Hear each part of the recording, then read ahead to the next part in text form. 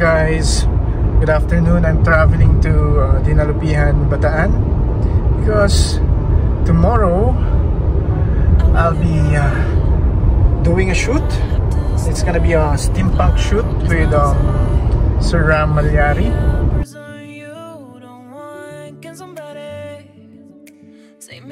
Malapit na ako sa Dinalupihan exit. Malapit na rin ako sa destination ko for today, for today's adventure, for tomorrow's shoot.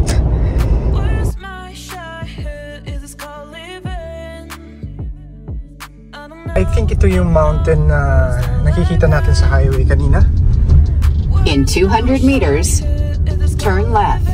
Yep, nag-waze pala ako kasi hindi ako familiar sa lugar na to.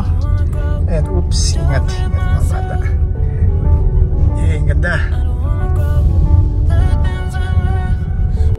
Finally guys, nandito na ako sa soon to rise Fort Malasimbo. This is gonna be a tourist attraction very soon here sa may Dinalupihan, Bataan. And I can't wait to share to everyone kung ano yung kino-construct nila dito. Magugulat kayo.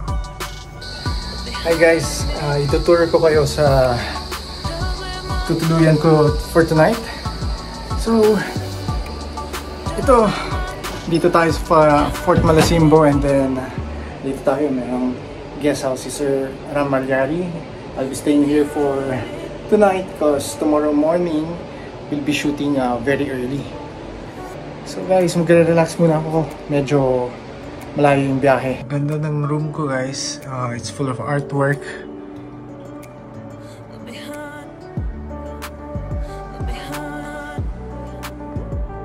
Good night guys. Matutulog na ako because I have an early shoot tomorrow at 8 AM. Good night. Hi guys, good morning. Kagigising ko lang. It's already 7 AM and I'm gonna prepare for our shoot for today. Hi guys. Wonderful morning. I think tama naman yata yung napasukan ko. I'm going to the rooftop para kuhanan ng drone itong Fort Malasimbo, which will be a tourist destination very soon.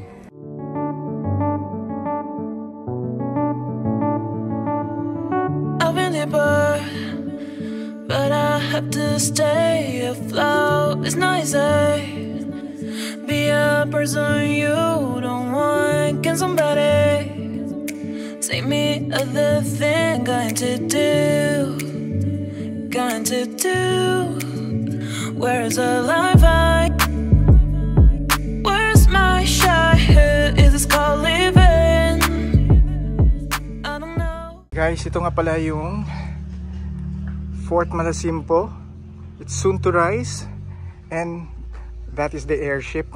Kinuhanan ko kanina siya ng drone and ang may gawa niyan ay si Sir Ram Malyari.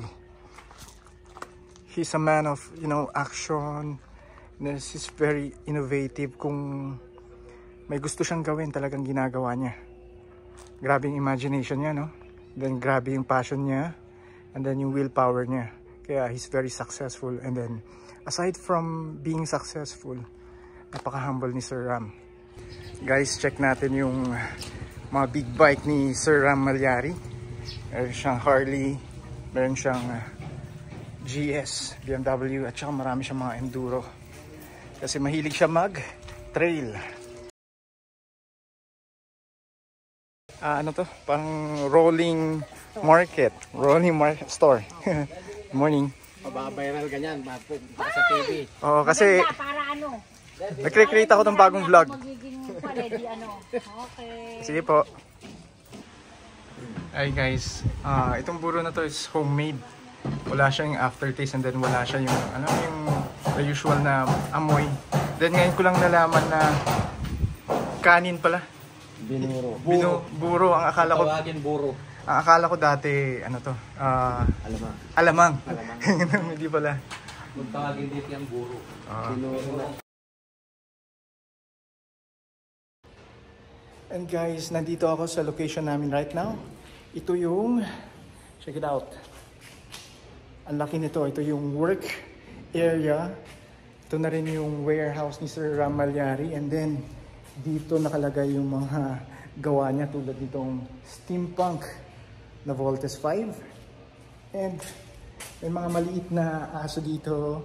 May maliit na baboy. Mga maliliit na steampunk items. And then, meron din siyang mga food dog.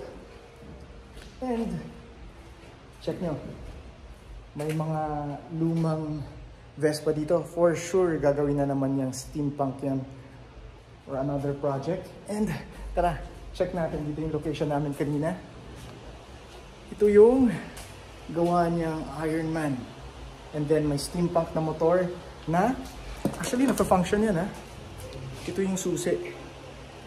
And then, kapag tinurn on mo tong steampunk na motor, it sounds like a Harley Davidson. Astig, diba?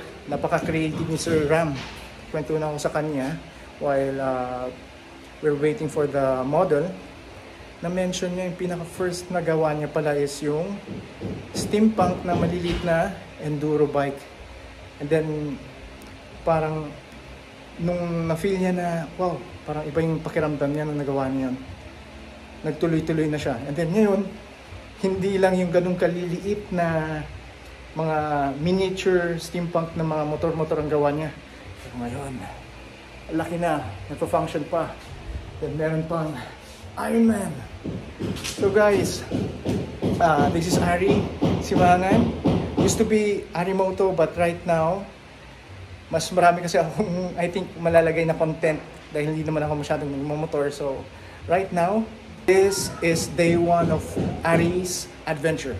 So, please do subscribe to my YouTube channel and please follow me on Facebook and Instagram. Sila pala yung mga kasama kong makeup artist for today. O, nahiya pa si Jong, oh. Si Brian yung nag-makeup. Then, syempre, ang model natin, si Candy. Half Filipino, half German. Yes. Ayun. Hoy, ba't ka nagtatakip dyan? Mabaviral ka? Half magsasaka, half makeup art. Kaya Yang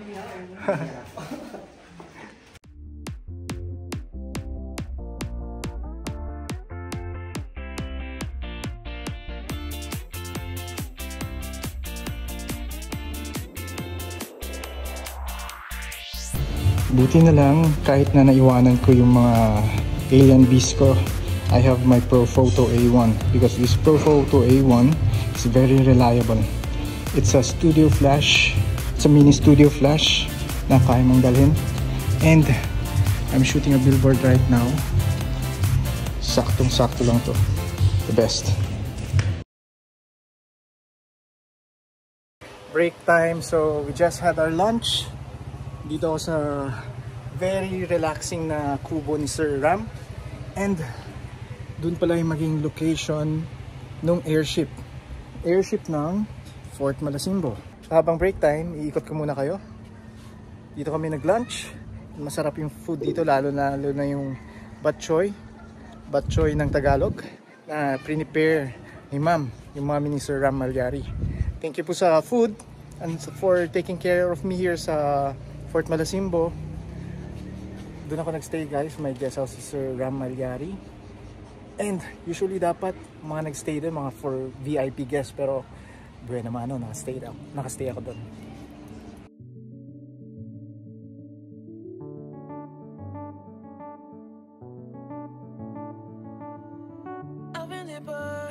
Guys, pinapasign ko na kay Sir Ram yung coffee table book and magazine.